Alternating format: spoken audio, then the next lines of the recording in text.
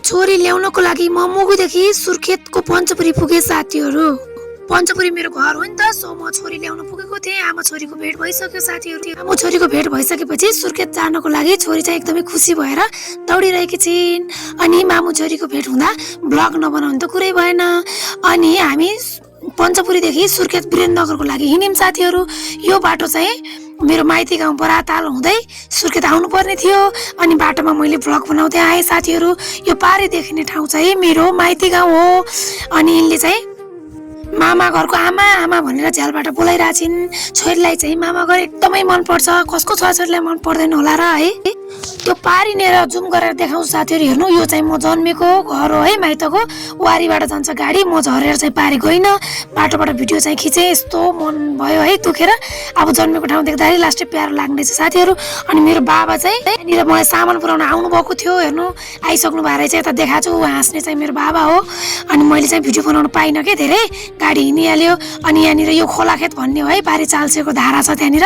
यहाँ हामी बच्चापनमा खेल्ने पानी ल्याउने ठाउँ हो। यो तलदेखि नै हाम्रो खेत हो है माइतको। यहाँ म पढ्ने स्कुल चाहिँ यहाँ नजिक साथीहरू। यहाँ मेरो चाहिँ यो जेठाबुवाको घर हो। लामकाने हुँदै आएँ म। यहाँनिर जेठाबुवाको घर हो। यी घरहरूमा मेरो बालापन एकदमै बितेको थियो। यो चाहिँ हाम्रो मालदाईको घर हो। यो चाहिँ मेरो टिकुला दिदीको घर हो। जेठाबुवाको दिदीले चाहिँ हेरिरहेको रहेछ झ्यालबाट।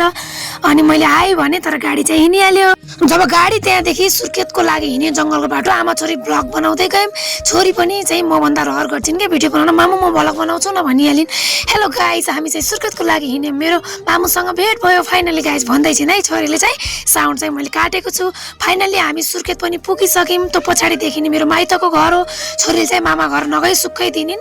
त्यहाँदेखि झरेर हामी मामा घरतिर लाग्यौँ। नानीको अम्बु दिदी भनेर बोलाइरहेको छिन् है। त्यसपछि हामी माइतको घरमा गयौँ।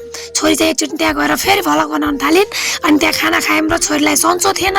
म छोरीलाई चेकअप गर्नकै लागि लिन गएको थिएँ। छोरीको रगत र पिसाब चेक गर्नुपर्ने थियो, अलिअलि समस्या थियो कि। सो हामीले चेकअप गऱ्यौँ र रिपोर्ट आउन टाइम लाग्ने थियो। म छोरीलाई लगेर चोकतिर नास्ता खुवाउन एकछिन घुमाउन गएँ साथीहरू। यति भन्दै मेरो भ्लग यहीँ समाप्त भयो साथीहरू। आमा छोरी घुमघाम गऱ्यौँ, इन्जोय गऱ्यौँ अनि घरतिर फर्क्यौँ। By by.